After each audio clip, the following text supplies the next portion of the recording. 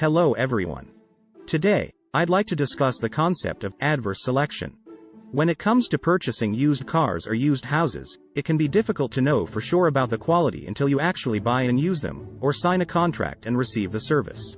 How do you all typically respond in such situations? You might search hard for reviews online, or you might set a lower price you're willing to pay based on safety concerns. In economics, the presence of differing levels of information between parties in a transaction is referred to as asymmetric information.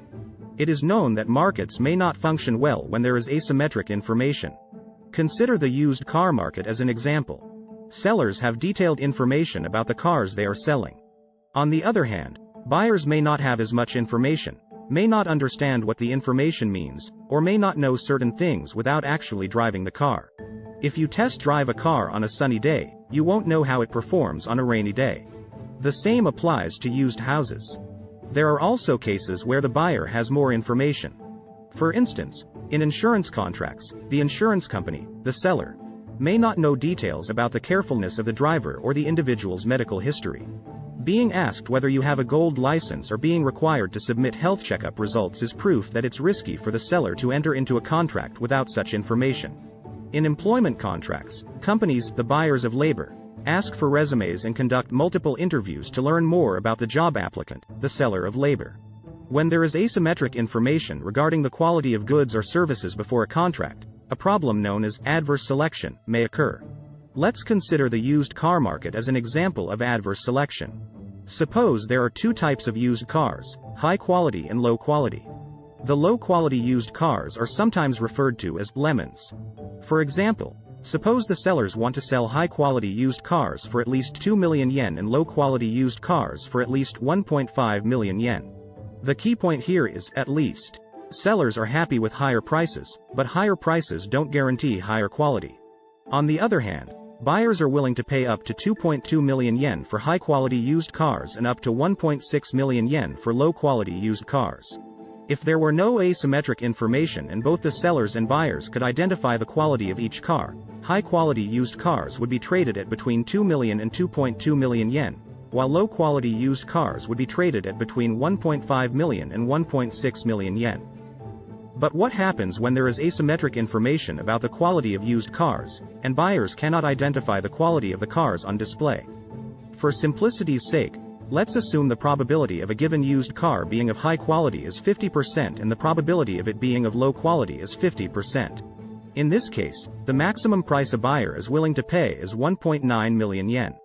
This is because the probability of the car is of high quality and worth paying up to 2.2 million yen is 50%, and the probability of it is of low quality and worth paying only up to 1.6 million yen is 50%. This is a calculation of the expected value in probability theory. With this in mind, let's consider the seller's perspective. If buyers are only willing to pay up to 1.9 million yen, high-quality used cars won't sell. As a result, only low-quality used cars will be put on the market. What happens when buyers realize this? If buyers recognize that high-quality used cars are not available and cannot be purchased for 1.9 million yen, their maximum willingness to pay will be adjusted downward to 1.6 million yen. In the end, only low-quality used cars are traded at between 1.5 and 1.6 million yen, while high-quality used cars are not available on the market. Although high-quality and low-quality used cars would have been traded at their respective prices if there were no asymmetric information, the presence of asymmetric information leads to the elimination of high-quality used cars from the market. This phenomenon is called adverse selection. So, how can we prevent adverse selection? One method from the information holding side is called signaling. This term comes from the idea of sending a signal about quality.